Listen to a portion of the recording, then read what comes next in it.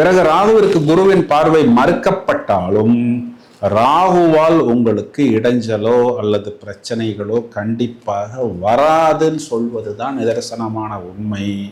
மாறாக 4ஆம் இடத்தில் உங்களுக்கு நிறைய பிளஸ் பாயிண்ட்ஸ். ஏனென்றால் குரு தனது சொந்த வீட்டை சுகஸ்தானத்தை பார்க்கிறார்.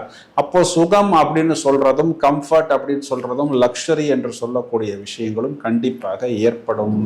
வருடத்தின் கடைசியில் ராகு பகவான் 2ஆம் வீட்டை நோக்கி வந்தாலும் அது காலகட்டங்கள்ல குரு பகவான் தனது சமசப்தம பார்வையால் ராகுவை நோக்கி பார்க்கிறார்.